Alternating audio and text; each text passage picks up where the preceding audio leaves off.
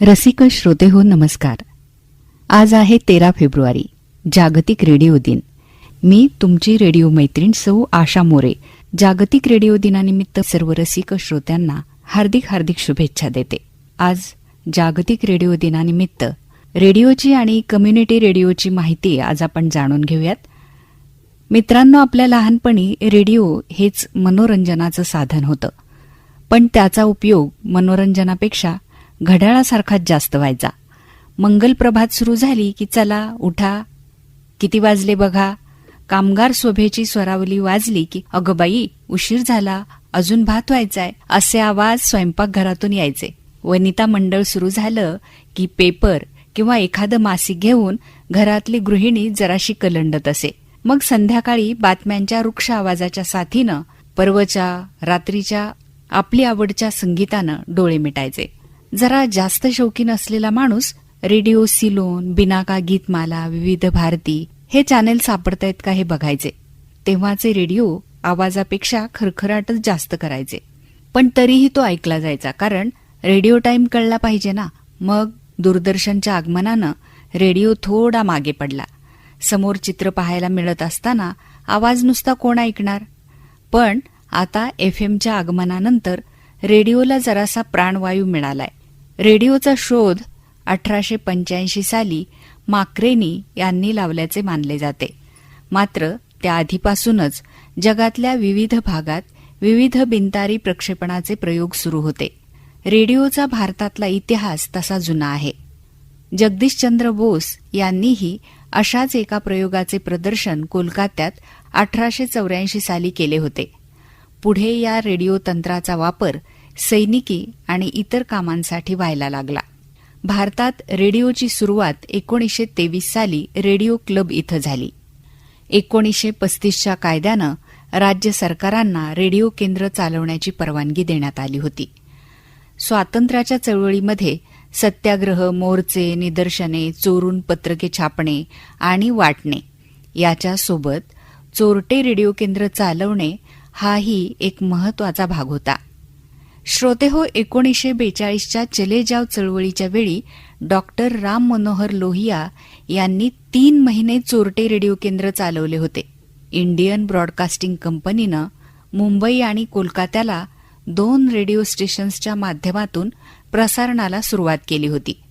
पुढे ही कंपनी दिवाळखोरीत गेली आणि रेडिओ प्रसारण सरकारनं आपल्या ताब्यात घेतलं. 1936 साली त्याला ऑल इंडिया रेडिओ हे नाव मिळालं. भारताला स्वातंत्र्य मिळालं त्या वर्षी भारतात केवळ 6च रेडिओ स्टेशन्स होती. ऑल इंडिया रेडिओला आकाशवाणी हे नाव म्हैसूरच्या M.V. गोपालस्वामी यांनी दिलं. स्वातंत्र्यानंतर भारतात रेडिओची मोठी भरभराट झाली. विविध भारतीच्या रेडिओवरच्या मनोरंजनाला एक वेगळी उंची बहाल केली. हवा महल, सितारों की महफिल, एकाहून एक सरस गाणी, कार्यक्रम, शास्त्रीय संगीत यामुळं आकाशवाणी अल्पावधीतच लोकप्रिय झाली. श्रोते हो, 1982 साली भारतात रंगीत दूरचित्रवाणी संच आले आणि थोड्या काळापुरतं रेडिओ पुन्हा मागे पडला. श्रोते हो, रेडिओतल्या बदलाबरोबरच रेडिओ संचातही अनेक बदल झाले. सुरुवातीच्या काळात केवळ काही नळ्या आणि वायरच्या माध्यमातून हे रेडिओ सेट तयार केले जात असत. पुढे लाकडाच्या केबिनेटच्या आकाराचे रेडिओ सेट आले. बॅकेलाइट म्हणजे सुरुवातीच्या काळातल्या प्लॅस्टिकचा शोध लागल्यानंतर मग रेडिओ तयार करण्यात त्याचा वापर होऊ लागला. 1950 नंतर प्लास्टिकचा वापर करून वेगवेगळ्या रंगाचे रेडिओ संच तयार करायला सुरुवात झाली. 1954 साली लहान रेडिओ संचाचा म्हणजेच ट्रान्झिस्टरचा उदय झाला. हे ट्रान्झिस्टर फारच महाग असत. त्यानंतर मात्र अगदी वेगवेगळ्या पद्धतीचे लहान मोठे रेडिओ तयार होत गेले. लहान आकाराचे रेडिओ मोठ्या प्रमाणात क्रिकेटचे धावते वर्णन ऐकायला वापरले जाऊ लागले. त्यानंतर केवळ हेडफोनच्या आकाराचे रेडिओ आले. त्यानंतर केवळ हेडफोनच्या आकाराचे रेडिओ आले. चिनी बनावटीचे आयपॉडच्या आकाराचे रेडिओही आले. सध्या मोबाईलमध्ये उपलब्ध असलेल्या रेडिओमुळे एक नवीनच क्रांती झाली आहे. 1977 साली भारतात FM रेडिओचे तंत्रज्ञान आले आणि आकाशवाणीची लोकप्रियता पुन्हा वाढू लागली. सध्या आकाशवाणीच्या अनेक रेडिओ स्टेशन्सबरोबर खाजगी रेडिओ वाहिन्याही आपल्या कार्यक्रमाचे प्रसारण करत आहेत. खाजगी FM वाहिन्यांची सुरुवात 1977 साली मद्रासपासून झाली. त्यानंतर गोवा राज्यात काही खाजगी रेडिओ वाहिन्यांना परवाने मिळाले. सध्या भारतातल्या 72 शहरांमध्ये खाजगी FM वाहिन्या कार्यरत आहेत. भारतात रेडिओ स्टेशन्स 2 पातळीवर चालतात. आकाशवाणीकडे मनोरंजन कार्यक्रम आणि वृत्तविषयक कार्यक्रम असे 2 भाग आहेत, तर खाजगी वाहिन्या केवळ मनोरंजनाचेच कार्यक्रम प्रसारित करत असतात. त्यांना सरकारने अद्याप बातम्या प्रसारित करण्याचे अधिकार दिलेले नाहीत. त्यांना केवळ आकाशवाणीच्या बातम्या पुनःप्रसारित करण्याचे अधिकार देण्यात आले आहेत. आकाशवाणीच्या FM रेनबो आणि गोल्ड या माध्यमातून प्रसारण केले जाते. आकाशवाणीचा वृत्तविभाग हा बातम्यांच्या क्षेत्रातला अग्रेसर विभाग समजण्यात येतो. बातम्यांची सत्यता हे त्यांचे शक्तीस्थळ बनून राहिले आहे. आकाशवाणीच्या मनोरंजनाचा भर हा अधिक प्रमाणात केवळ गाण्यांवर असतो. तरीही श्रुतिका, नभोनाट्य, विविध चर्चा, क्रीडाविषयक कार्यक्रम, धावते समालोचन याद्वारेही श्रोत्यांचे मनोरंजन केले जाते. श्रोतेहो, फोन इन सारख्या कार्यक्रमांमुळे आता श्रोत्यांचा सहभागही वाढला आहे. खाजगी वाहिन्याही गीतांबरोबरच इतर कार्यक्रमांच्या माध्यमातून आपल्या श्रोत्यांच्या जवळ जाण्याचा प्रयत्न करत असतात. त्यातही शहरातल्या ट्रॅफिकची माहिती देणं, काही स्वयंसेवी संस्थांच्या कार्याविषयीची माहिती देणं अशा माध्यमातून ते आपला व्यवसाय जपत असतात. महाराष्ट्रात मुंबई, पुण्याबरोबरच इतर ठिकाणी खाजगी वाहिन्या चांगलीच लोकप्रियता मिळवत आहेत. स्थानिक कार्यक्रम आणि त्या भागात वापरण्यात येणाऱ्या विविध उत्पादनांच्या जाहिराती, शेतीविषयक उत्पादनांच्या जाहिरातींचाही समावेश यामध्ये आहे. आज त्यामुळेच रेडिओ हे प्रभावी माध्यम समजले जाते. यानंतर आला कम्युनिटी रेडिओ. कम्युनिटी रेडिओ म्हणजे समुदायातील लोकांच्या अव्यक्त आणि दडलेल्या कलांचे व्यासपीठ आहे. बोलीभाषा जतन करण्याचे महत्वाचे काम कम्युनिटी रेडिओ करतो. श्रोतेहो, कम्युनिटी रेडिओ संवाद निर्मितीचे काम करतो. तो लोकशाहीवादी आहे. याचे स्वरूप व्यावसायिक नाही. समुदायाचे भवितव्य उज्ज्वल करणे हा कम्युनिटी रेडिओचा मूळ पिंड आणि समुदायाचा सहभाग हा आत्मा म्हणावा लागेल. श्रोतेहो, कम्युनिटी रेडिओ म्हणजेच सामुदायिक रेडिओ हे माध्यम तसे जुनेच, प्रकाश झोतात न येता दुर्लक्षित आणि दुर्गम भागात काम केल्यानं सामान्य जनतेपर्यंत या माध्यमाची खरी ओळख आणि कार्यक्षमता पोहोचत नाही एवढंच. सामुदायिक रेडिओच्या विश्वात जर आपण नजर टाकली तर आपल्याला या सोशल मीडियाच्या कृत्रिम बुद्धिमत्तेच्या काळात हे पारंपरिक माध्यम किती प्रभावीपणे काम करते याचा अंदाज येईल. श्रोतेहो, रेडिओ या माध्यमाला प्रसिद्ध माध्यमतज्ञ मार्शल मॅकलुहान यांनी संपर्क क्रांती होण्याआधीची हॉट मीडिया या श्रेणीत विभागलं होतं. रेडिओ हे आपल्या ज्ञानेंद्रियांना दूरचित्रवाणी किंवा चित्रपट यापेक्षा जास्त चालना देतं, म्हणून ते अधिक प्रभावशाली आहे. म्हणजेच हॉट मीडिया आहे असं त्यांचं म्हणणं होतं. त्यांनी या माध्यमाची ताकद ओळखली होती. आज देशात सोशल मीडियाने संपर्काच्या इतर सर्व माध्यमांवर वर्चस्व गाजवलं असलं तरीही ग्रामीण भागात रेडिओनं आपलं अस्तित्व कायम ठेवलं आहे. शहरी भागात सुद्धा रेडिओ ऐकला जातो, परंतु विकासाचं किंवा प्रगतीचं साधन म्हणून न बघता मुख्यतः मनोरंजनाचं साधन म्हणून त्याकडे बघितलं जातं. श्रोतेहो, ग्रामीण भागात याच्या विरुद्ध चित्र आहे. शेतात कुठलं पीक घ्यायचं, आपला व्यवसाय जगासमोर कसा आणायचा, महिलांनी गर्भावस्थेत कशी काळजी घ्यायची, गुरांना कुठलं पौष्टिक अन्न द्यायचं, इथपासून ते कोविडमध्ये स्वतःची काळजी कशी घ्यायची, सरकारी योजनांचा लाभ कसा घ्यायचा, आधार कार्ड, पॅन कार्डला लिंक कसे करायचे, लस घेण्यासाठी नोंदणी कशी करायची इथपर्यंत सामुदायिक रेडिओ जनतेला मदत करत आहे. हा समुदायाचा मित्र, घरातील एक सदस्य आणि जीवनाचा साथीदार बनून दैनंदिन आयुष्यातील अडचणी सोडवून जीवन सुखकर करत आहे. स्थानिक संस्कृती जपत सामुदायिक रेडिओ सहभागी विकासाची संकल्पना अस्तित्वात आणत आहे. श्रोतेहो, सामुदायिक रेडिओच्या प्रसारणाविषयी आणि एकूणच रचनेविषयी अनेक संभ्रम आहेत.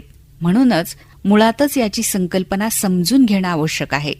आता तुम्ही म्हणाल, सामुदायिक रेडिओ म्हणजे काय? श्रोतेहो, संशोधकांनी माध्यमांचे ढोबळमानाने मुख्य माध्यम म्हणजेच मेनस्ट्रीम मीडिया आणि पर्यायी म्हणजेच अल्टरनेटिव्ह असे 2 प्रकार केले आहेत. मेनस्ट्रीम मीडिया म्हणजे मोठमोठ्या माध्यम समूहांकडून चालवली जाणारी माध्यमे, यालाच आपण मीडिया म्हणतो. ही माध्यमे अनेकदा ग्रामीण भागातील समस्या जगासमोर आणायला कमी पडतात.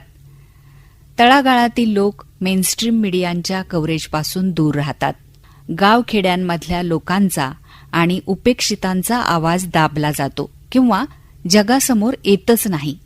टीआरपीच्या आणि जाहिरातदारांना खुश करण्याच्या नादात मोठे माध्यम समूह स्थानिक घडामोडींकडे लक्ष देऊ शकत नाहीत. अशावेळी स्थानिक पातळीवर काम करणारी माध्यमे, उदाहरणार्थ स्थानिक वृत्तवाहिन्या, वृत्तपत्रे, ब्लॉग्स, नाटक, विविध कला हे गाव पातळीवर परिणामकारक ठरतात. यांना कम्युनिटी मीडिया असंही म्हणतात. श्रोतेहो, स्थानिक विकास हा यांचा उद्देश असतो. ही माध्यमे सर्वच पातळ्यांवर समुदायावर अवलंबून असतात. अनेकदा कम्युनिटी मीडिया हा समुदायाच्या निधीवर उभा केला गेल्यानं त्याला जाहिरातदारांना बांधील राहावं लागत नाही. कम्युनिटी रेडिओ हे माध्यम कम्युनिटी मीडियाचाच एक प्रकार आहे. आता तो private FM radio, Akashvani, internet radio यापासून वेगळा कसा, असा प्रश्न पडणं साहजिक आहे. सामुदायिक रेडिओ म्हणजे केवळ 15 किलोमीटर परिसरात प्रसारण करणारे नभोवाणी केंद्र. हा रेडिओ चालवण्याचा परवाना भारतामध्ये केवळ बिगर सरकारी संस्था, कृषी विज्ञान केंद्र आणि शैक्षणिक संस्था यांना मिळतो. सामुदायिक रेडिओ हा मर्यादित आणि ठराविक समुदायाच्या सर्वांगीण विकासासाठी काम करतो. प्रसारण क्षमता मर्यादित असल्यानं सामुदायिक रेडिओनं ठराविक भौगोलिक क्षेत्रामध्ये प्रभावी आशय निर्मिती करून समुदायांतर्गत, समुदायासाठी, समुदायाबद्दल, समुदायाकडून चालवले जाणारे नभोवाणी केंद्र म्हणजे सामुदायिक रेडिओ होय. श्रोतेहो, सामुदायिक रेडिओचा समुदाय केवळ भौगोलिक रचनेवरूनच ठरतो. त्यामध्ये इतर कुठलेही घटक समाविष्ट नसतात. इंग्लिशमध्ये हॅम रेडिओ, लोकल रेडिओ अशा नावांनी सुद्धा कम्युनिटी रेडिओ ओळखला जातो आणि निश ब्रॉडकास्टिंग या प्रकारामध्ये मोडतो. सामुदायिक रेडिओ शहरात आणि ग्रामीण या दोन्ही भागात उभा केला जाऊ शकतो. सामुदायिक रेडिओ सुरू करण्यासाठी सरकारनं नेमून दिलेली प्रक्रिया करणं गरजेचं आहे. सामुदायिक रेडिओचे काम आटोपशीर असते. यावर असलेल्या अनेक मर्यादांमुळे कर्मचारी संख्या कमी असते. अनेकदा बिगर सरकारी संस्थांतर्फे चालवल्या गेलेल्या कम्युनिटी रेडिओला आर्थिक अडचणींना सामोरे जावे लागते. म्हणून केंद्राचे व्यवस्थापन मर्यादित असते. श्रोतेहो, ठराविक क्षेत्रांमध्ये प्रसारण करण्यासाठी कम्युनिटी रेडिओचा ट्रान्समीटर कमी शक्तिशाली असतो. याचा स्टुडिओसुद्धा कमी खर्चात उभारला गेला असतो.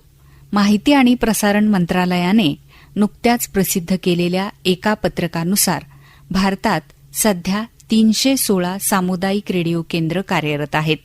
त्यापैकी सर्वाधिक म्हणजेच 38 कम्युनिटी रेडिओ उत्तर प्रदेशात आणि तमिळनाडूमध्ये आहेत.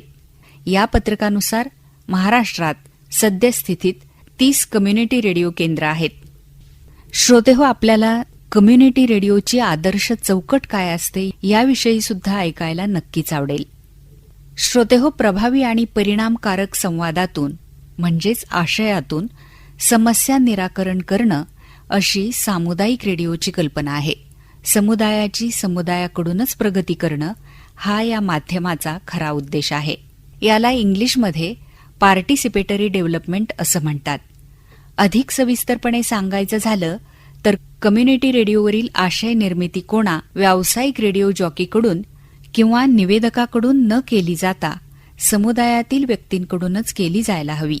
केवळ आशय निर्मितीतच नव्हे तर समुदायातील सदस्य हे मालकी, व्यवस्थापन आणि तंत्रज्ञान या संबंधित कार्यप्रणालीत सुद्धा समाविष्ट पाहिजेत. सरकारच्या नियमावलीत तसे नमूद केले आहे.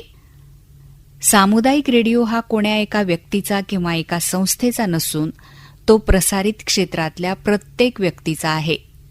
जात, पंथ, धर्म, लिंग अशी कोणतीच बंधने या रेडिओला नाहीत.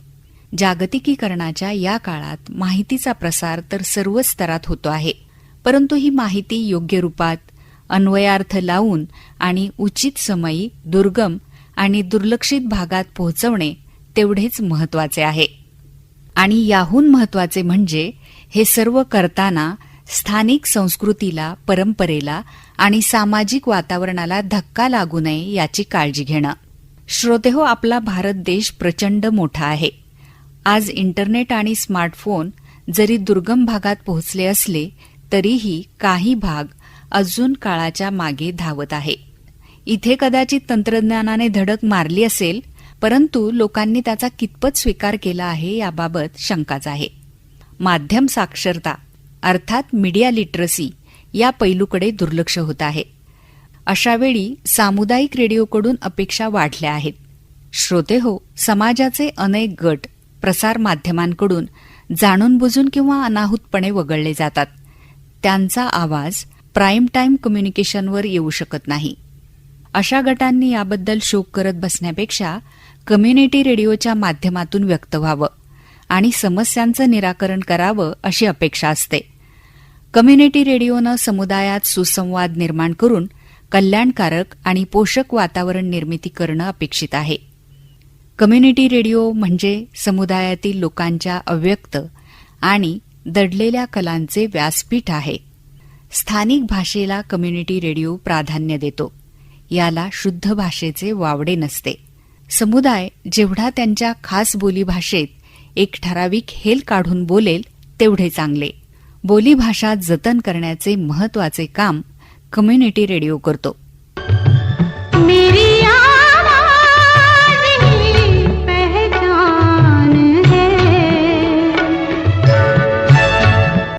श्रोतेहो, प्रत्येक समुदायाची एक वैशिष्ट्यपूर्ण संस्कृती कुठल्या ना कुठल्या कलेतून अभिव्यक्त होत असते. कम्युनिटी रेडिओने ही कला आणि लोकसंस्कृती जतन करणं अपेक्षित आहे. कम्युनिटी रेडिओ संवाद निर्मितीचे काम करतो. तो लोकशाहीवादी आहे. याचे स्वरूप व्यावसायिक नाही, नफा कमवणे हे याचे उद्दिष्ट नाही. म्हणूनच महसुलाच्या बाबतीत यावर अनेक निर्बंध आहेत. समुदायाचे भवितव्य उज्ज्वल करणं हा कम्युनिटी रेडिओचा मूळ पिंड आहे आणि समुदायाचा सहभाग हा आत्मा म्हणावा लागेल. समुदायाच्या सहभागाशिवाय कम्युनिटी रेडिओने कार्यरत राहू नये. श्रोतेहो, राजकारणी आणि धार्मिक संस्थांना कम्युनिटी रेडिओचा परवाना मिळत नाही. प्रसारणात सुद्धा राजकारणासंबंधी आशय निर्मिती करण्यास बंदी आहे. तसेच निवडणुकांदरम्यान राजकारण्यांकडून जाहिराती घेण्यास बंदी आहे. याचाच अर्थ कम्युनिटी रेडिओचे प्रसारण पारदर्शक असावे आणि पूर्वग्रह दूषित नसावे असे अपेक्षित आहे. याशिवाय कम्युनिटी रेडिओने सरकार आणि स्थानिक जनता यामधील दुवा म्हणून काम करणं अपेक्षित आहे. अनेकदा सरकारी योजनांची घोषणा होते, पण स्थानिक पातळीवर अंमलबजावणी होताना अडचणी येतात. अशा वेळेस स्थानिक लोकांचे प्रश्न समजावून त्यांना सरकारी संस्थांसोबत संवादाचे एक योग्य व्यासपीठ उघडे करून देणे हे कम्युनिटी रेडिओचे काम आहे. काही केंद्रे कम्युनिटी रेडिओची ही आदर्श चौकट राखतात तर काही अपयशी ठरतात. नैतिकतेची चौकट या माध्यमासमोर अनेक आव्हाने उभी करते. कम्युनिटी रेडिओसमोरील आव्हाने गैरसरकारी ना नफा तत्वावर चालणाऱ्या संस्थांकडून सुरू केलेल्या कम्युनिटी रेडिओलाच खऱ्या आव्हानांना सामोरे जावे लागते, कारण यांना निधी मिळणे अवघड जाते. सामुदायिक रेडिओचे उत्पन्नाचे महत्वाचे स्रोत म्हणजे जाहिराती, देणगी, भागधारक, प्रायोजित कार्यक्रम, समुदायाचे सभासदत्व आणि बिगर सरकारी स्वयंसेवी संस्था यांच्या माध्यमातून होत असते. आपल्या पालक संस्थेवर आर्थिक बाबींसाठी सामुदायिक रेडिओने संपूर्णतः अवलंबून राहणे चूक आहे. कम्युनिटी रेडिओ स्वावलंबी हवा. स्वयंसेवी संस्थेकडून आर्थिक पाठबळ घेण्यामध्ये नियमांचे उल्लंघन होत नाही, परंतु तसे करणे फारसे चांगले नाही. असं केल्यानं स्वयंसेवी संस्थेचा हस्तक्षेप वाढतो. कम्युनिटी रेडिओ हा स्वयंसेवी संस्थेकडून चालवला न जाता समुदायाकडून चालवला जायला हवा. कम्युनिटी रेडिओ हा स्वतंत्र घटक असून एकदा तो कार्यरत झाल्यावर स्वयंसेवी संस्थेने आपली गुंतवणूक त्यातून कमी करणं अपेक्षित आहे. शैक्षणिक संस्था आणि कृषी विज्ञान केंद्र यांना आर्थिक अडचणींना सामोरे जावे लागत नाही, कारण या संस्थांना कम्युनिटी रेडिओ चालवला जाण्यासाठी निधी मिळतो. उदाहरणार्थ, शैक्षणिक संस्थेतर्फे चालवला गेलेला सामुदायिक रेडिओ, जो कॅम्पस रेडिओ या नावाने सुद्धा ओळखला जातो, संबंधित शैक्षणिक संस्थाच त्यासाठी निधी पुरवठा करते. तेथील विद्यार्थी सर्व कारभार बघतात. नैतिकतेच्या दृष्टिकोनातून हा निधी पुरवठा योग्य वाटतो. स्वयंसेवी संस्थेतर्फे चालवल्या गेलेल्या रेडिओचे तसे नसते. या रेडिओला आर्थिकदृष्ट्या शाश्वत होणं, सस्टेनेबल होणं आवश्यक आहे, परंतु ते होणं अवघड आहे. त्यासाठी योग्य नियोजन आणि व्यवस्थापन करणं फार गरजेचं आहे. कम्युनिटी रेडिओचे उत्पन्नाचे सर्वात मोठे साधन म्हणजे जाहिराती आणि प्रायोजित कार्यक्रम होय. पण सरकारनं त्याबाबतीत नियम कडक केले आहेत. कम्युनिटी रेडिओला एका तासात फक्त 7 मिनिटांच्या जाहिराती प्रसारित करण्याची मुभा आहे. सध्या एका सेकंदाला 5 रुपये 20 पैसे हे दर माहिती आणि प्रसारण मंत्रालयाने ठरवून दिले आहेत. खाजगी संस्था आणि दुकानदार यांच्याकडून जाहिराती मिळवणं सोपं नाही. जिथे बाजारपेठाच नाहीत अशा भागात देखील अनेक कम्युनिटी रेडिओ कार्यरत आहेत. प्रायोजित कार्यक्रमांच्या संख्येवर सुद्धा निर्बंध लावले आहेत. श्रोतेहो, आशय निर्मितीविषयी काही संकेत दिले गेले आहेत. बातमी निर्मिती आणि प्रसारण करण्यास कम्युनिटी रेडिओला परवानगी नाही. त्याऐवजी आकाशवाणीवरून प्रसारित झालेले बातमीपत्र पुनःप्रसारित करण्याची परवानगी आता सरकारनं दिली आहे. परंतु तसे करण्यास रेडिओ केंद्रे अनिच्छुक दिसतात. कम्युनिटी रेडिओच्या कार्यकारिणीत स्वयंसेवी संस्थांचा प्रभाव कमी राहावा म्हणून सरकारने कम्युनिटी रेडिओला स्वतंत्र बँक खाते असणे बंधनकारक केले आहे. जाहिराती आणि प्रायोजित कार्यक्रम यातून मिळालेला नफा केवळ ऑपरेशनल आणि भांडवली खर्चासाठी खर्च करावा असे नमूद केले गेले आहे. जाहिराती आणि प्रायोगिक कार्यक्रमांशिवाय उत्पन्नाची इतर अनेक साधने आहेत, परंतु ही रेडिओ केंद्रे त्यांचा परिणामकारक वापर करण्यास कमी पडतात असे दिसते. कम्युनिटी रेडिओ केंद्रांचे खर्च बरेच असतात. अशात उत्पन्नामध्ये आलेली बंधने आणि नैतिकतेची चौकट यामध्ये ही केंद्रे संघर्ष करतात. या केंद्रांसमोरचे दुसरे आव्हान म्हणजे आशय निर्मिती आणि त्यामध्ये समुदायाचा सहभाग. कम्युनिटी रेडिओच्या कार्यक्रमांमध्ये 80% तरी समुदायाचा सहभाग हवाच, परंतु अनेकदा कम्युनिटी रेडिओ श्रोत्यांसाठीच संघर्ष करताना दिसतो. तर मग त्यांचा कार्यक्रम निर्मितीमध्ये सहभाग दूरचाच. कल्पक आणि नाविन्यपूर्ण आशय निर्मिती करणं तेवढंच गरजेचं आहे जेवढं समुदायाला त्या प्रक्रियेतून समजावून घेणं होय. आपले कार्यक्रम अधिकाधिक लोकांनी ऐकावे आणि त्यांचा प्रतिसाद मिळावा यासाठी कम्युनिटी रेडिओला अधिक प्रयत्न करावे लागतात. अशिक्षित आणि मागासलेल्या लोकांना बरेचदा कार्यक्रम कसे ऐकावे, रेडिओ सेट कसा लावावा आणि कार्यक्रमांच्या वेळा कशा लक्षात ठेवाव्या इथपासून प्रशिक्षण द्यावे लागते. म्हणजे मुळात काय तर प्रथम श्रोते निर्माण करा, त्यांना माध्यम शिक्षण द्या आणि मग कार्यक्रमांमधून विकासाचा मार्ग पकडा. श्रोतेहो, सोशल मीडियामुळे पारंपरिक माध्यमांचा श्रोता विखुरला गेला आहे. यालाच आपण ऑडियन्स फ्रॅगमेंटेशन म्हणतो. हा श्रोता रेडिओला तेव्हाच खरा मानेल जेव्हा रेडिओ त्याच्या सभोवतालची प्रतिकूल परिस्थिती बदलू शकेल. हे करण्याचे कम्युनिटी रेडिओमध्ये सामर्थ्य आहे. सोशल मीडियाचा विषय निघालाच आहे, तर सामुदायिक रेडिओसमोर ही कशी आव्हाने ठरत आहेत हे सुद्धा आपण जाणून घेऊयात. श्रोतेहो, खाजगी FM वाहिन्यांवर जर नजर टाकली तर असं दिसतं की आज सर्वांची यूट्यूबवर चॅनल्स आहेत. रेडिओ स्टुडिओमध्ये तयार केल्या जाणाऱ्या कार्यक्रमांचे चित्रीकरण करून तेच यूट्यूबवर अपलोड केले जाते आणि तरुणाई ते पाहणे जास्त पसंत करते. कम्युनिटी रेडिओवर सुद्धा याचा परिणाम होतो आहे. कम्युनिटी रेडिओने सोशल मीडियाला घाबरण्यापेक्षा आपल्या फायद्यासाठी त्याचा वापर करून घेणे अधिक फायद्याचे ठरेल. न्यूज ऑन एअर यासारख्या ॲपमुळे देशातल्या कुठल्याही दुर्गम भागातील आकाशवाणी केंद्र घरबसल्या ऐकता येतात. इंटरनेटमुळे भौगोलिक दुरावा संपला आहे. रेडिओ केंद्र ठराविक भागासाठी मर्यादित राहिली नाहीत. त्यामुळे कम्युनिटी रेडिओ केंद्रांना स्पर्धेला सामोरे जावे लागत आहे. अशात समुदायाचा रेडिओ केंद्रापासून तयार झालेला दुरावा कम्युनिटी रेडिओचे अस्तित्वच संपवू शकतो. रेडिओचा प्रचार न झाल्यानं किंवा समुदायाला कार्यक्रमांपासून दूर ठेवल्यानं रेडिओ केंद्राच्या 5 किलोमीटर जवळच्या परिसरातील लोकांना रेडिओ स्टेशनच्या अस्तित्वाची माहितीसुद्धा नसते. श्रोतेहो, केवळ प्रचार हेच याचं कारण नसून कार्यक्रमांची नसलेली उपयुक्तता हे सुद्धा आहे. लोकांना कम्युनिटी रेडिओच्या निर्णयांमध्ये, उपक्रमांमध्ये सामावून न घेतल्यानं त्यांची रेडिओमध्ये भावनिक गुंतवणूक राहत नाही, जे अत्यंत महत्वाचे आहे. ही सर्व आव्हाने जरी खरी असली तरी यावर विजय मिळवून यशस्वीरित्या काम करणारी अनेक कम्युनिटी रेडिओ केंद्रे आहेत. यामध्येच वसुंधरा कृषी वाहिनी हा एक कम्युनिटी रेडिओ आहे. या रेडिओची 90.4 ही फ्रिक्वेन्सी असून या रेडिओ केंद्राची स्थापना 1 एप्रिल 2004 साली विद्याप्रतिष्ठान या शैक्षणिक संस्थेनं केली. मित्रांनो, विविध उपक्रमातून वसुंधरा वाहिनी या रेडिओ केंद्राची फ्रिक्वेन्सी 90.4 मेगाहर्ट्झ ही असून रेडिओ केंद्राचे प्रसारण सकाळी 6 ते 11 आणि दुपारी 3 ते 4 या वेळात म्हणजेच 10 तासांचे प्रसारण होते. मित्रांनो, विविध उपक्रमांमधून वसुंधरा वाहिनी आपल्याला परिचित आहेच.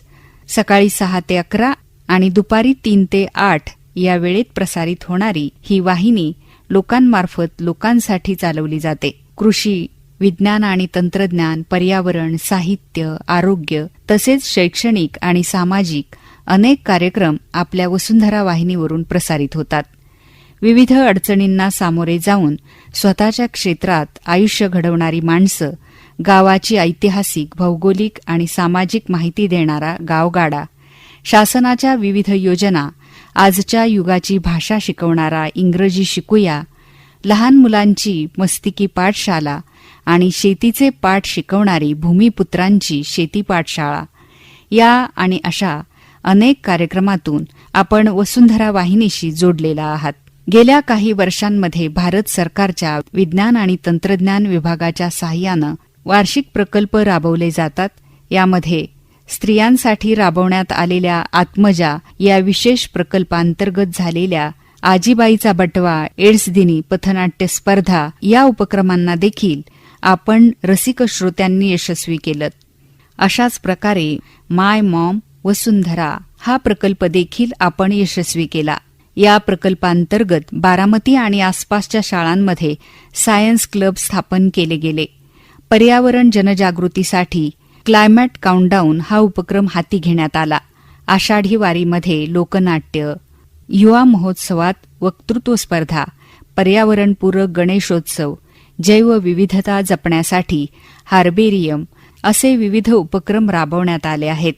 शालेय आणि महाविद्यालयीन शिक्षणात पर्यावरण या विषयावर क्लायमेट चेंज अँबॅसेडर तयार करण्यात आले.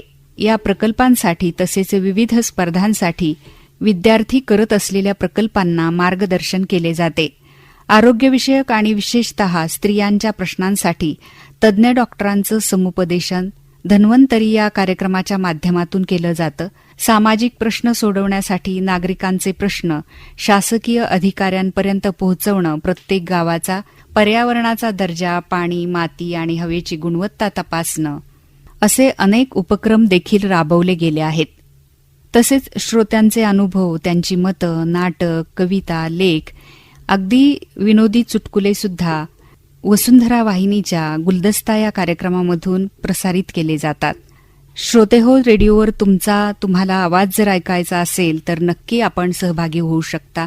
02112 239558 या संपर्क क्रमांकावर फोन करून आपण आपल्या प्रतिक्रिया आम्हाला कळवू शकता.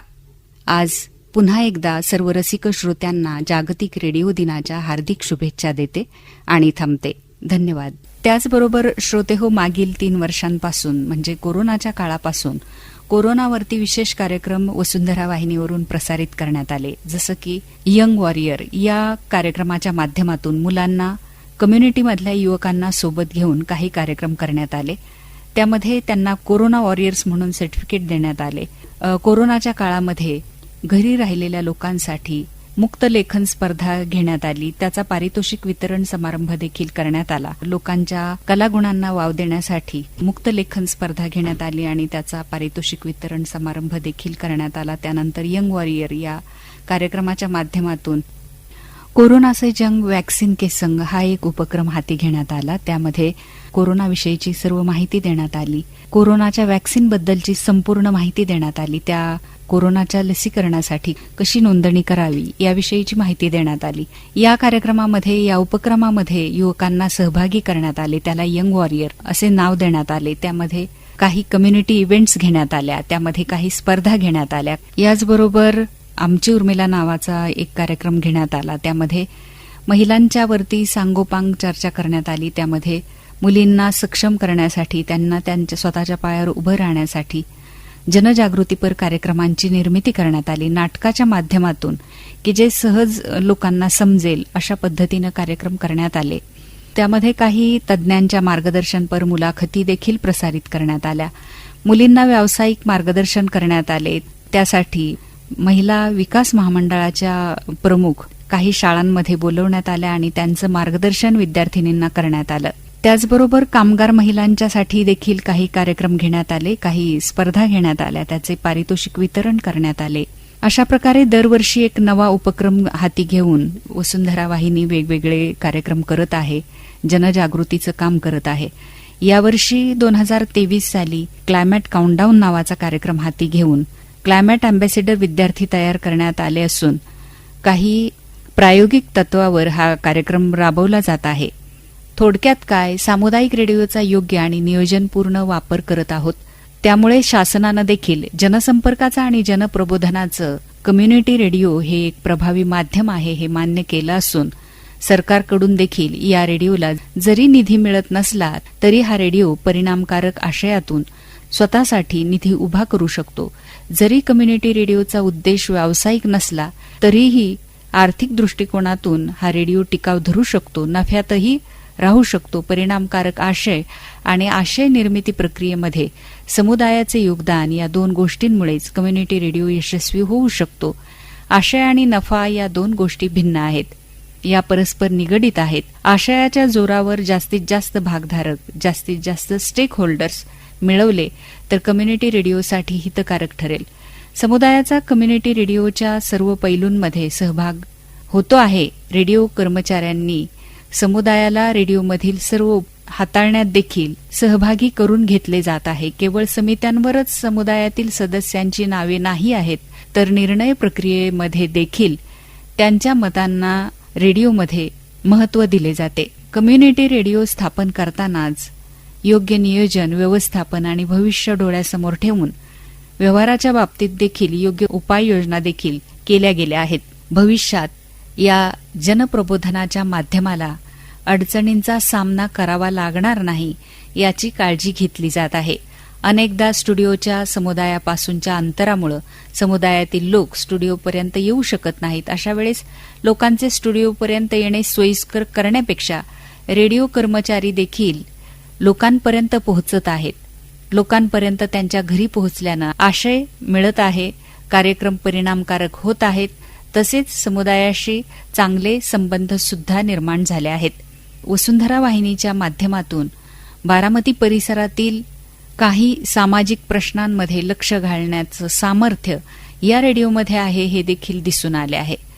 2020-21 साली महाराष्ट्रातील कम्युनिटी रेडिओमध्ये वसुंधरा वाहिनीचा 2य क्रमांक आला असून 2021-22 साली महाराष्ट्रामध्ये युनिसेफनं वसुंधरा वाहिनीचं प्रथम क्रमांकावर निवड केली होती. यामुळे लोकांकडून प्रेम आणि आपुलकी मिळते. यामधूनच समुदायाकडून समुदायाची प्रगती करण्यास वसुंधरा वाहिनी सक्षम ठरली आहे हे यामधून दिसून येत आहे. याचेच हे प्रतीक आहे असे लक्षात येते. यामध्ये समुदायाचा फार मोठा वाटा आहे आणि सहभाग देखील आहे. त्यामुळे मी समुदायाला पुन्हा एकदा आवाहन करते, वसुंधरा वाहिनीशी आपला सहभाग, आपलं प्रेम असेच दृढ ठेवावे आणि आपल्या समस्या आणि त्याचं निराकरण करण्यासाठी आपण सर्वजण मिळून एकजुटीने काम करूयात आणि उत्तमोत्तम कार्यक्रमांची निर्मिती करूयात. पुन्हा एकदा सर्व रसिक श्रोत्यांना जागतिक रेडिओ दिनाच्या हार्दिक शुभेच्छा देते आणि इथेच आपली रजा घेते. धन्यवाद. श्रोतेहो, आत्ताच आपण जागतिक रेडिओ दिनानिमित्त विशेष कार्यक्रम ऐकलात. श्रोतेहो, हा कार्यक्रम वसुंधरा कृषी वाहिनी या कम्युनिटी रेडिओवरून प्रसारित करण्यात आला. श्रोतेहो, हा कार्यक्रम आपल्याला कसा वाटला याविषयीच्या आपल्या प्रतिक्रिया आम्हाला जरूर कळवा. 02112 2395 58 या क्रमांकावरती सकाळी 10 ते 11 या वेळेत.